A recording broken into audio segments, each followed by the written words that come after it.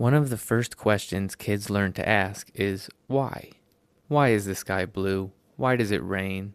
Why do leaves change colors? Why does the ice melt?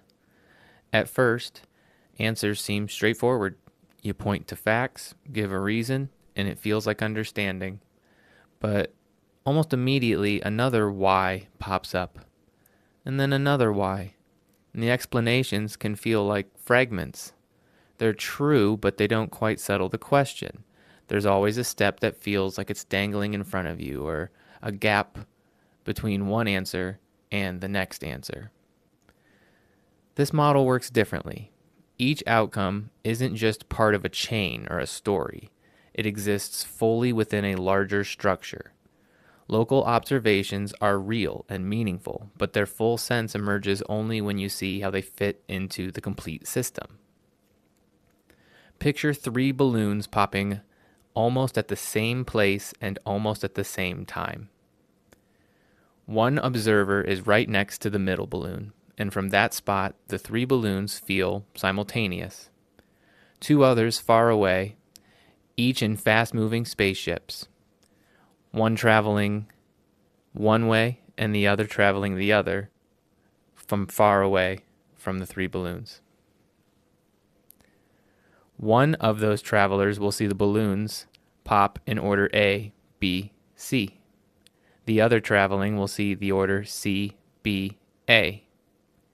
Each observer experiences the same system, yet what seems to happen first depends entirely on their perspectives. No single viewpoint captures the full structure. And yet the events aren't random. They're fully determined by the relationships among them. Now take that idea further with another visual analogy.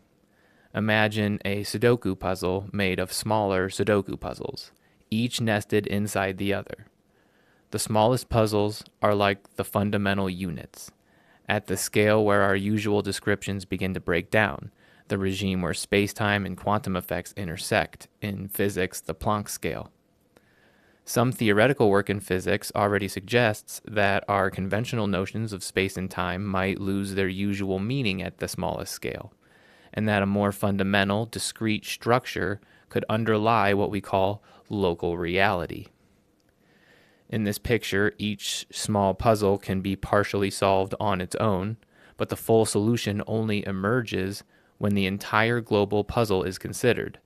The global solution, which isn't built step by step, exists as a self-consistent structure that satisfies all the nested puzzles simultaneously.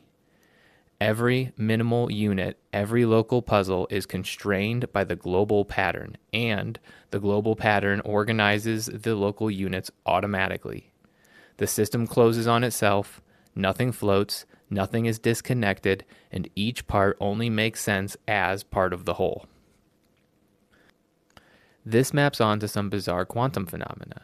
In quantum mechanics, particles can exist in a superposition of possible states until an interaction or measurement yields a definite outcome, a single result extracted from a spread of possibilities.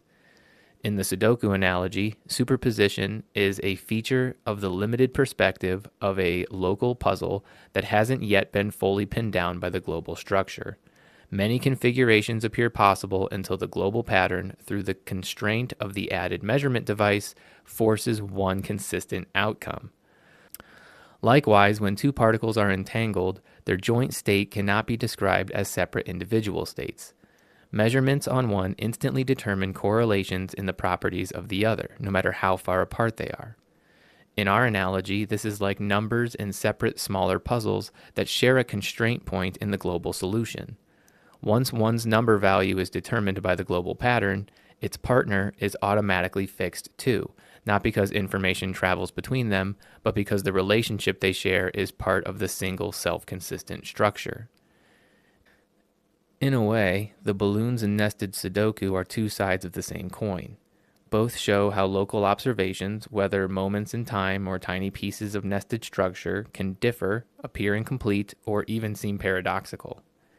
Each local piece is anchored by the global system, and every outcome fits into a coherent, self-consistent whole.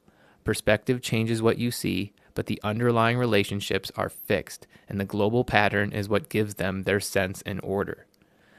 This model shows its power in how it organizes what seems irreducibly strange: entangled correlations, superposed possibilities, and the emergence of definite outcomes from a landscape of potentialities.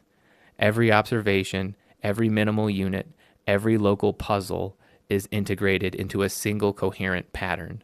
Nothing floats, nothing is fractured, and every outcome is naturally constrained by the structure around it.